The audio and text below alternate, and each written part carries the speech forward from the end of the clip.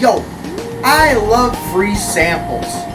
Just, don't you ever just love going to the store and they got those free samples and also those little hot dogs or like little cracker platters and some like lunch meat or something on it? You know, just free samples. You know, I just love free samples. Even at Costco where they got those hot dogs that are basically free samples. I mean, $1.50 for a hot dog and a drink. I mean, I'd be stupid not to buy that. Again, I'm broke, not stupid. I love samples. Just a little taste of what you're gonna get. Just a little bit. Just a small tiny bit. I love that. So why not try compilation albums? The best of the best for like $14? I mean, that's gotta be a deal. Sometimes. The compilation album, Music's Gift to Humanity. Except just going on Spotify and finding the artist playlist with all the most popular stuff. Yeah, in the times of the internet, music is more easy to listen to than ever before. You can find it anywhere, usually for free on YouTube or through a bootleg thing or Spotify, and it's all digital. No silly disc that could get scratched or catch on fire or something. Let's face it, streaming music is way better. Except you don't own it, it can be taken away at any time unless you downloaded it previously. Despite what they say, trust me, they can do it. Sometimes if you don't have internet, it doesn't load properly, and if you're like trying to watch a music video, it's all fuzzy and doesn't look good. Oh yeah, also you get ads constantly unless you got like some kind of premium service like YouTube Premium or Spotify or like that Pandora shit. I mean, it's a mixed bag. Yeah, so, you know.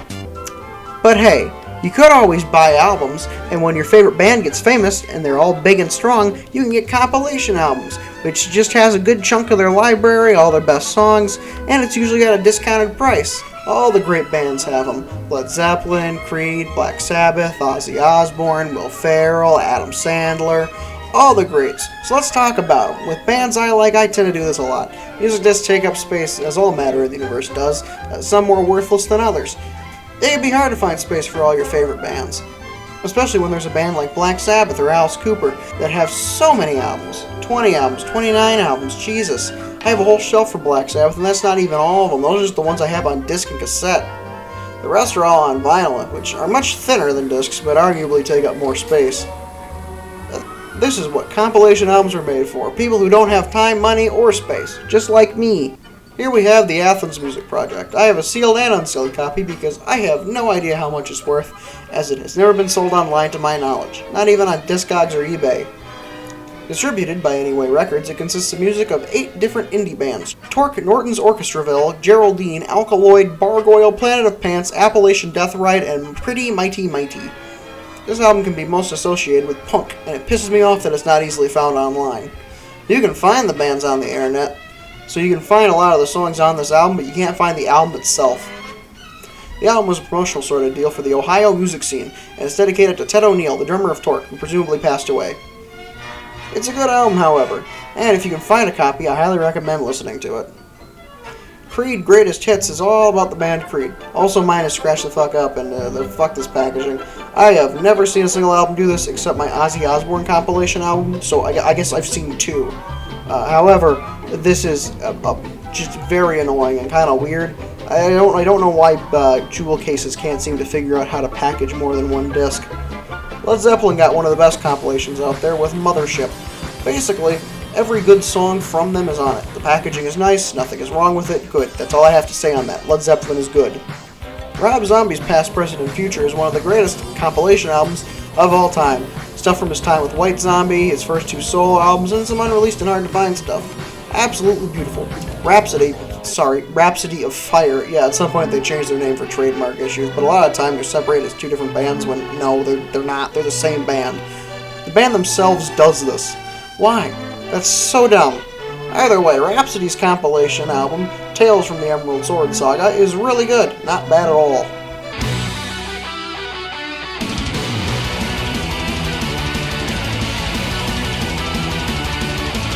Next is Stevie Wonder, the Definitive Collection. I bought this because I like me some Stevie Wonder, so I bought some Stevie Wonder. Enough said. It's good. If you like Stevie Wonder, listen to it. If you've never listened to Stevie Wonder, listen to it so you can see if you like Stevie Wonder.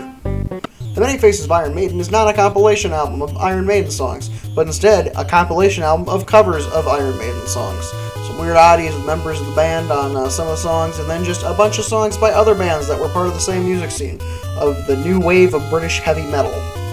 People that say it's just a cheap bait and switch making you think it's Iron Maiden are correct, because it's not. It's all covers, and the first disc is mostly redone versions by Paul Di'Anno, Maiden's first singer. So basically, you're getting lesser versions of those songs from the first two albums. Like, they're fine, but I don't really care for them, because I'd rather just have the originals, because they sound better. And again, they all have the bands on the back, but what makes you think that it would be a cover album when it's not advertised once? This was literally done to trick people. I cannot see any other reason why they would do this. They obviously just had the licensing for a bunch of random Iron Maiden songs and some other random crap from Saxon and Witchfinder General and a couple other bands, so all they did was they just smacked it on a one big thing, called it an Iron Maiden compilation without it actually being an Iron Maiden compilation, and sold it to people who didn't know better and kids who just figured out what a Black Sabbath was, who had no idea what to expect because, oh, they think I like Iron Maiden, this is definitely Iron Maiden, not just a bunch of covers. Yeah, this is absolute bullshit. It's stupid. I mean, some of the covers are good, but either way, this is a crummy way to advertise. It feels very misleading. The cover of Can I Play With Madness is pretty good, though. The Essential Johnny Cash opens the exact opposite as Creed, and I must say, why is it so hard for people to figure out how to have multiple discs in one case? I know I just mentioned this, but as much as I hate the paper cases, because paper cases are just kind of dumb, they wither away very easily. If they get wet, you're kind of screwed. As much as I hate them, I hate these even more. This is an even worse way to package stuff. I don't know why they just don't use the old PS1 game style of double cases. Why? Sure, it looks like I have two copies of Johnny Cash, but this is way better. While the Creed one was kind of odd, it was an easy way to take out the disc. It wasn't at all complicated, it didn't feel flimsy or confusing. The Johnny Cash one opens the exact opposite way, which just makes it way more difficult to pull it out. The plastic is very flimsy, and it always feels like I'm going to break it when I try and take out the second disc. Not to mention, the second disc has the better songs on it, which sucks. This is not good. This is bad. Real bad. You know it. Shimon Ahihi. The Remains of Tom Lerher is a pretty massive box set with a whole bunch of stuff. 74 tracks, a whole bunch of unreleased stuff, a couple of tracks from the 90s. I got it from Agnes in 1997, and that's Mathematics from 1993. It comes with several albums, live and non, some studio sessions, and an 80-page book. Hot damn, this is great. The first half consists of an interview with Dr. Menno all about Tom Lerher, a Q&A with the man himself, Tom Lerher, and a handful of notes on some of the songs from the album. The other half is just lyrics, song listings, and production credits. I must say, all the artwork and pictures included in the book are great. It's very lovingly crafted, and I adore this. For anyone interested in Tom Lerher and his music, check this out if you get the chance. You can find it for about 20 or 30 bucks online. I got mine from Agnes for about 4 bucks, although I can see it getting a lot pricier in the coming years. So, pick it up if you can, and as quickly as possible. This thing is awesome. Next up is Black Sabbath's Ultimate Collection. It is, in fact, the Ultimate Black Sabbath Collection, except it doesn't have anything from the Dio era, Gillan era, Hughes era, or Martin era. Only Ozzy era stuff. And none of the stuff is from 13, which, sucks, because 13 might be kind of a weird album, but it has a lot of good stuff on it. Beginning of the End and God is Dead ? Are both very, very good tracks. The only reason somebody might get this is it has the song Evil Woman on it, which is hard to find in the States since it's not on any of the American releases of their debut album. It's a really good cover of the song by the Crows. For Dio, you'd want the Dio Years, which has 3 newly released songs on it. For the Gillan and Hughes era, good fucking luck. Both of those singers only had one album. And the one with Lenny Hughes bombed so spectacularly that most people don't even know what happened. For Tony Martin, you have the Sabbath Stones, or for like $100 you can get every single album from 1970 to 2013. The box set is called the 1970 to 2013 box set after all. I mean, I wonder what's on it. It has everything up until 13. Unfortunately, again, it is $100, and I don't actually know how legit it is. I'm assuming this is an actual release, but I've never seen a human being talk about it, so I've always been a little scared to try and get one. I'm assuming it's just some kind of import that just didn't make its way to the States. The Dio Years, as previously mentioned, is a great little compilation album celebrating all 3 Dio albums at the time.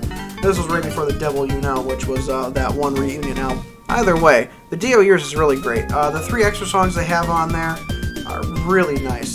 Those tracks being The Devil Cried, Shadow of the Wind, and Ear to the Wall. This album is worth every penny.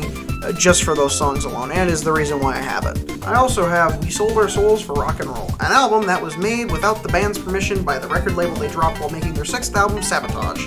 Their old record label ended up still having the rights to the song Am I Going Insane, so as a sort of way to spite them, they made a compilation album with a new song on it, so that people would buy that right before Sabotage came out. Every kid at the time would spend their hard-earned pocket money on We Sold Our Souls for Rock and Roll, and then when Sabotage came out, they either wouldn't have the money or didn't want to spend it because they had to buy other stuff.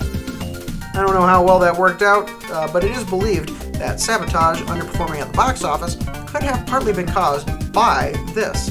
But I feel like that's a bit of an over-exaggeration. I don't think a single album could tank another album. And finally, The Essential Ozzy Osbourne. A perfect 2-disc compilation of the best of Ozzy Osbourne. All his popular stuff is here, and a couple of live tracks from the Randy Rhoads tribute album, which is nice. It includes stuff from all the way up until Down to Earth, the album that was the one that had just come out when this released. It's got a good mix of old and new stuff. I always really liked his later stuff, so I'm way more into the second disc, which is No More Tears Onward. This album got me into Ozzy Osbourne, and the album also showed me the song Perry Mason, my personal favorite Ozzy track. So, if it wasn't for this album and a very long line to get into the parking lot of a theme park with a Halloween theme called Valley Scare, we might not be here today, because I listened to that bastard on repeat. So, were these good deals? Kinda. They can be good, but just listen to the album online in full. Yeah, as much as I like collecting these old hunks of plastic, I've never listened to a compilation album unless it's got stuff like the Athens music project that doesn't exist anywhere, or like a tribute or cover album like the Many Faces of Iron Maiden. Well, better ones like that. There's a good Dio tribute album, and the Many Faces of Metallica is better. Soundtracks for me make a lot more sense to listen to. Its original music and stuff like the Pulp Fiction soundtrack is much cooler since I can try and figure out where those songs were in the movie, even if they aren't original. But hey, despite their quality, on my shelf these albums will stay. Oh shit! I gotta make room for my Alice Cooper albums I'm gonna buy. He's running for president. I gotta support him!